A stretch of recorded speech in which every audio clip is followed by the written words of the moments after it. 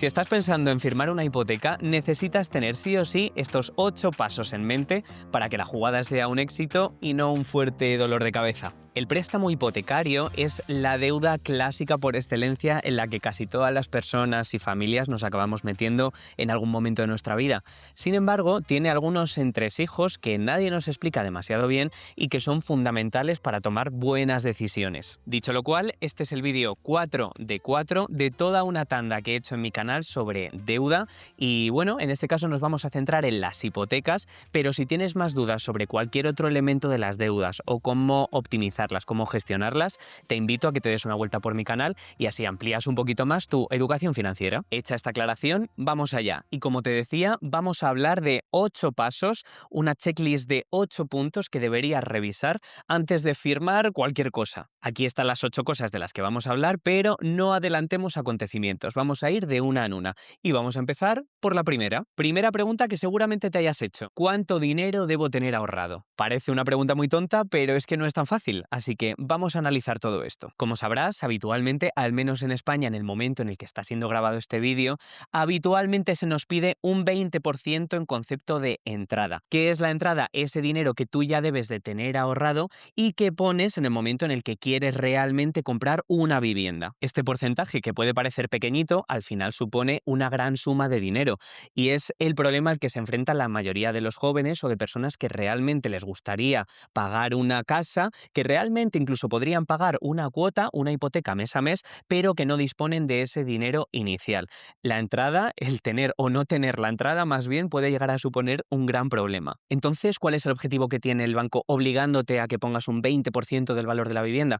Bueno, de esa manera se cubre un poquito las espaldas y entiende que va a tener menos riesgo de impago, que tú también estás asumiendo parte del riesgo junto a él y bueno, de alguna manera a nivel estadístico, por el hecho de que todos tengamos que dar una entrada, se reducen las tasas de morosidad, es decir, las tasas de personas que acaban cometiendo impago en su hipoteca. 20% de entrada, 80% es lo que llamaríamos el préstamo hipotecario. Pero ojo, matiz súper importante, y aquí viene la primera cosa que nos suele llamar la atención.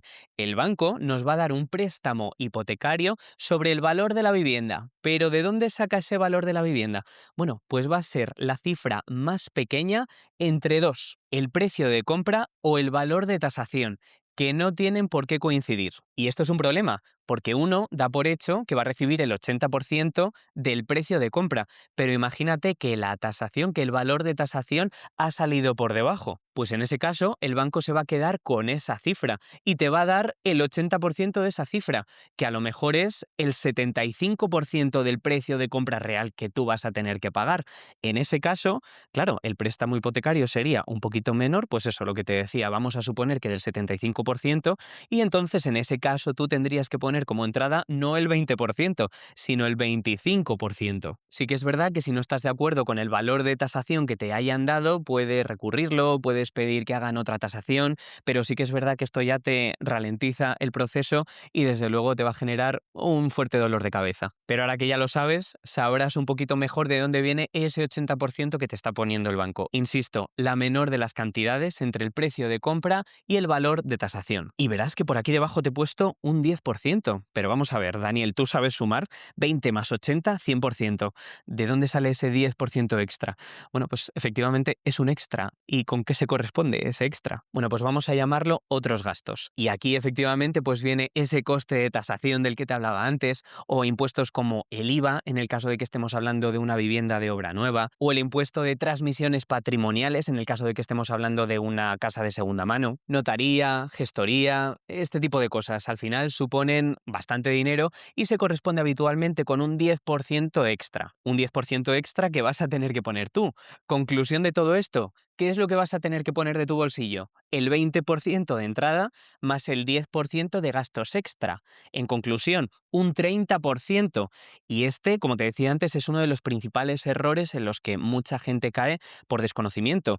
Llegan a tener ahorrado un 20%, pero no cuentan con ese 10% extra de gastos. Balance final. 20% de entrada, 10% de otros gastos, tú. 80% del valor más bajo entre el valor de tasación o el precio de compra se corresponde con el préstamo hipotecario. En total nos saldría un 110%. Dicho lo cual, pasamos a la segunda pregunta, y es ¿cuánto dinero te va a dar el banco? Y bueno, de alguna manera la mitad de esta pregunta la respondíamos con todo lo que habíamos hablado antes, ¿no? El banco nos va a dar un préstamo sobre el valor del inmueble que se corresponde con el 80%. Pero debemos tener otra variable en cuenta, y es cuánto va a suponer el pago de la hipoteca, el pago de la cuota sobre el total de los ingresos mensuales que yo voy a tener a lo largo de la vida de la hipoteca, al menos en un principio. Pues el banco te va a hacer lo que llama un test de solvencia y se va a asegurar de que las cuotas que vayas a pagar tú para ir comprando tu vivienda, para ir pagando la hipoteca, no supere el 35% de tus ingresos. De lo contrario, el banco consideraría que dentro de tu economía personal, tus deudas, en este caso la hipoteca, tendrían una proporción, un peso demasiado alto y que por lo tanto el riesgo de impago crece demasiado, es demasiado alto y en la mayoría de los casos no va a acceder entonces a darte un préstamo hipotecario. Así que ten en cuenta estos dos gráficos, estos dos porcentajes, porque por seguro el banco sí que lo tendrá en cuenta. Tercera pregunta, ¿qué tipo de interés me conviene? Y aquí tengo que hacer una aclaración que ya explico en otro vídeo de introducción a la deuda, pero aquí, bueno, voy a hacer el pequeño matiz. Cuando comparamos distintas hipotecas, porque es muy habitual que uno vaya a distintos bancos para ver qué hipoteca le interesa más, lo que tienes que comparar no es el TIN, es decir, no es el tipo de interés nominal. Lo que tienes que comparar es el TAE, es la tasa anual equivalente. ¿Y por qué esto es así? Bueno, pues porque el TAE ya tiene en cuenta el TIN, es decir, el tipo de interés que tú le vas a pagar al banco, pero también tiene en cuenta otros gastos y comisiones que de alguna manera van a elevar el coste de la deuda y que nos van a servir, debemos tener en cuenta, para hacer comparaciones homogéneas entre la hipoteca de un banco o la hipoteca de otro. Súper importante. Hecha esta aclaración, y ahora la pregunta que sí que mucha gente se hace es, vale, ¿tipo de interés fijo o tipo de interés variable? Y a ver, esto da para otro vídeo dedicado solo a esto o incluso para hacer un análisis personal súper exhaustivo. Pero sí que es verdad que hay dos test que a mí me llaman mucho la atención y que te permiten arrojar mucha luz sobre la decisión que tienes que tomar. Te estoy hablando para empezar del test de conveniencia. ¿Qué nos dice esta herramienta? Nos dice que si la diferencia entre el tipo de interés fijo y el tipo de interés variable es menor que el 0,5%, pues ¿para qué te vas a meter en embolaos? ¿Para qué vas a asumir el riesgo de tirar por un tipo de interés variable si corres el riesgo de que después suba demasiado y apenas se nota la diferencia en un principio? Para eso, quédate con el interés fijo. Por otro lado, el test del estrés. ¿Qué nos dice esta herramienta? Pues vamos a ver. Vamos a suponer que nos quedamos con el interés variable. Lo que nos dice es, súmale 2 puntos, súmale un porcentaje del 2%. ¿Sería realmente capaz de seguir pagando la hipoteca con esta subida del tipo de interés variable? Si es que sí, pues oye, podemos seguir valorando el decantarnos por el interés variable. Pero si es que no, ten mucho cuidado porque ya ha habido muchos momentos a lo largo de la historia en los que el interés variable a través del Euribor ha subido incluso más que el 2%. Y si eso te pone en una situación de estrés económico muy fuerte, pues casi mejor que no te metas ahí. Para terminar, entiende que habitualmente el interés fijo va a estar por encima del interés variable para que te pueda llegar a resultar más atractivo el que te decantes por el interés variable. Pero ten en cuenta que variable, como su propio nombre indica, quiere decir que puede variar tanto para abajo como para arriba en cualquier momento. Es decir, la deuda se te puede volver muy cara sin que te lo esperes. Cuidadito con eso. Siguiente pregunta, ¿de cuántos años será mi hipoteca? Y aquí tienes dos opciones, bueno, tienes muchas opciones, pero vamos a simplificarla, ¿vale? Vamos a hablar de opción 1, una hipoteca corta, opción 2, una hipoteca más larga. Y lo vamos a ver a través de ejemplos, una hipoteca a 20 años y una hipoteca a 30 años, una más cortita que otra. ¿Qué es lo que pasa cuando optamos por una hipoteca más corta? En este caso estamos en la parte de arriba, la hipoteca de los 20 años. Bueno, primero nos encontramos con una desventaja, que es que como estamos acortando la hipoteca en el tiempo, vamos a tener que pagar más cuotas mes a mes. Por lo tanto, voy a tener menos liquidez, voy a tener menos disponibilidad en el día a día para hacer pagos o para afrontar gastos de cualquier otro tipo, aunque sean caprichos. Es decir, con hipotecas cortas voy a tener menos liquidez, menos dinero en el día a día. Pero sí que es verdad que el lado positivo de todo esto es que al acortar la hipoteca va a pasar menos tiempo teniendo dinero pendiente de devolver. Cuando las deudas son más cortas, a fin de cuentas acabo pagando menos intereses. Por lo tanto, me estoy ahorrando más dinero. Vamos a ver el caso contrario, una hipoteca un poquito más larga, a 30 años. ¿Qué es lo que pasa cuando extendemos las hipotecas? Bueno, en primer lugar nos encontramos en este caso con la ventaja, que es lo contrario que pasaba antes. En el día a día tengo que pagar cuotas más pequeñitas. ¿Por qué? Porque yo he estirado la hipoteca a lo largo del tiempo.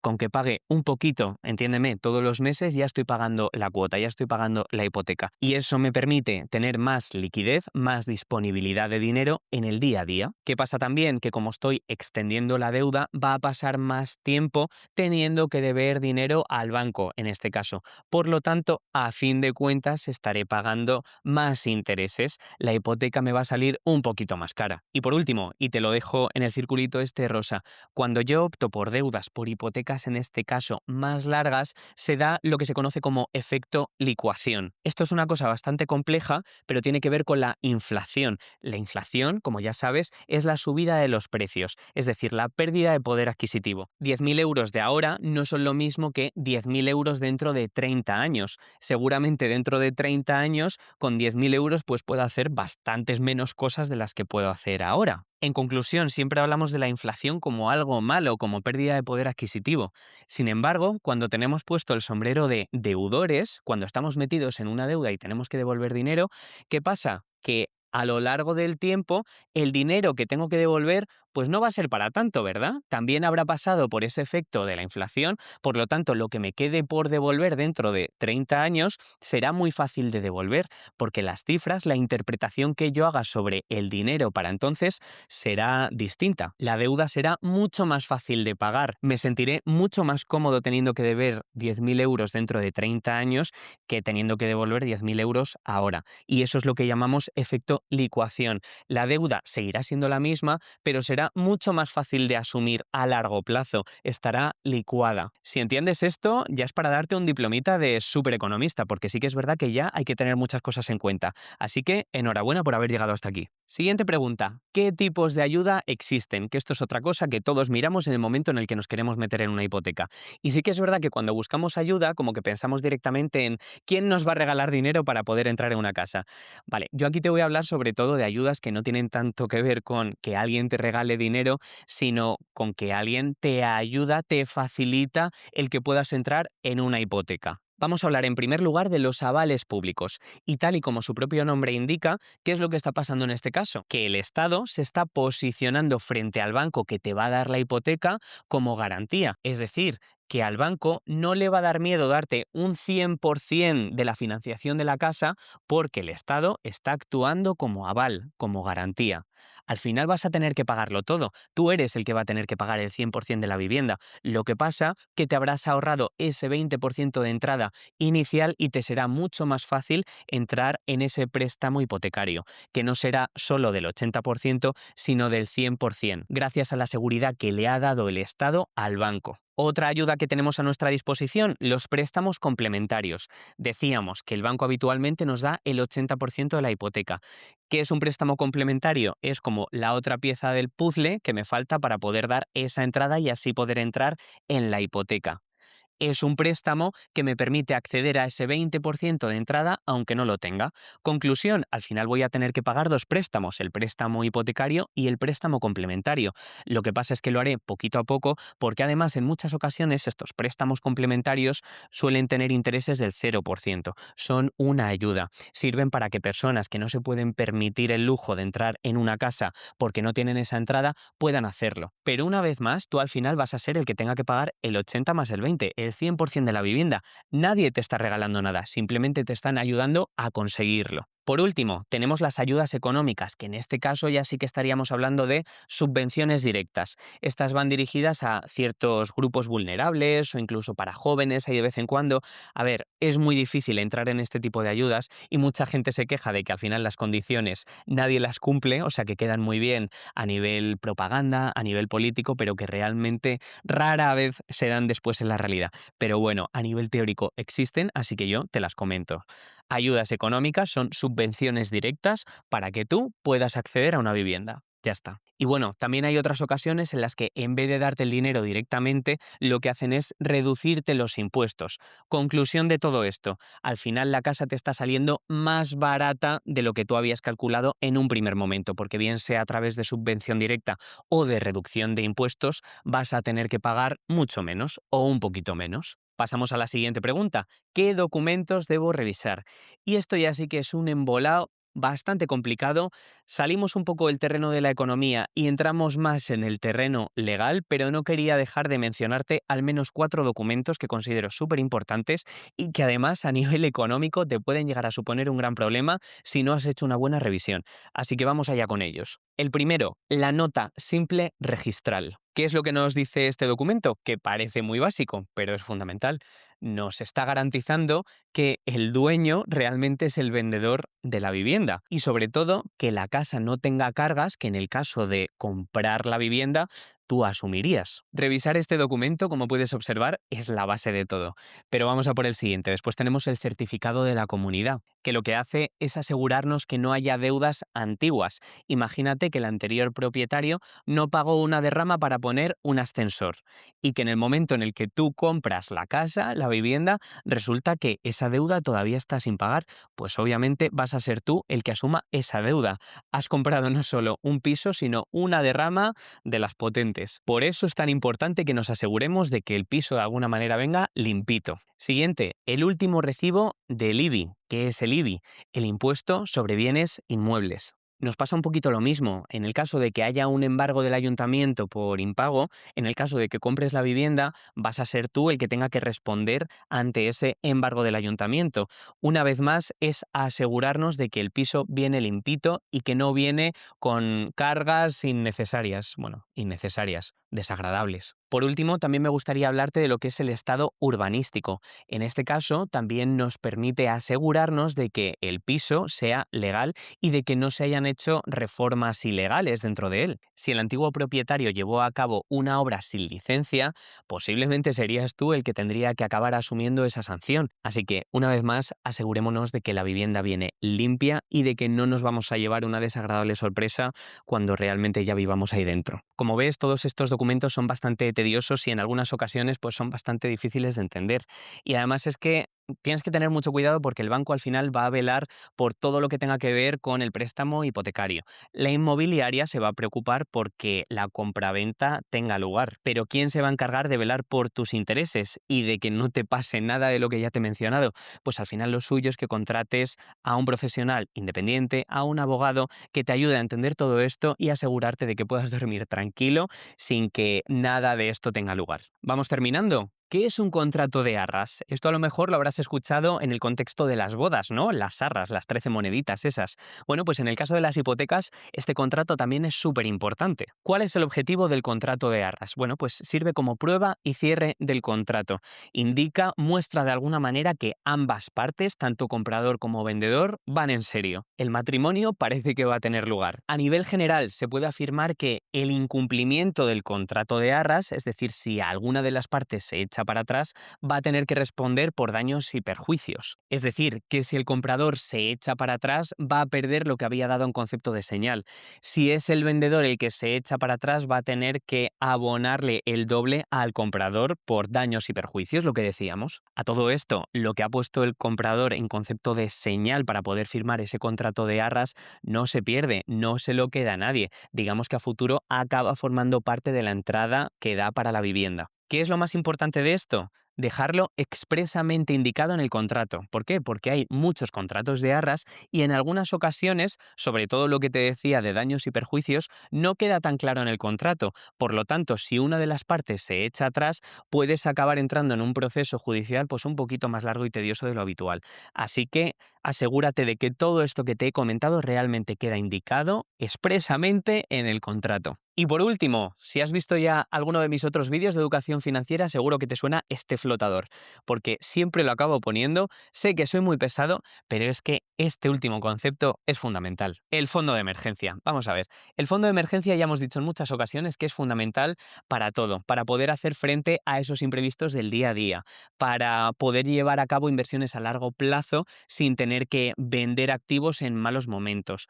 Un fondo de emergencia sirve para un millón de cosas, pero en concreto y cuando hablamos de una hipoteca, es fundamental que tengamos un fondo de emergencia bien dotado porque se vienen una serie de gastos en los que a lo mejor no hemos pensado en un primer momento y que seguro van a estar ahí, van a aparecer. Cualquier avería, cualquier mini reforma, los muebles básicos, al final no es la entrada más esos gastos. Puede ser que sea un poquito más. El fondo de emergencia en este caso te va a dar todavía más tranquilidad para lo que ya hemos mencionado muchas veces a lo largo del vídeo, para dormir tranquilos por las noches. Y hasta aquí hemos llegado con nuestra super checklist. Estos son los 8 pasos que 100% te recomiendo que tengas muy en cuenta de cara a abordar ese proceso de hipoteca, de negociación con el banco, con la inmobiliaria, etcétera. Espero haberte arrojado un poquito más de luz sobre todo esto, como siempre, haber ampliado tu educación financiera y mucha suerte con esa vivienda que seguro estás a punto de conseguir.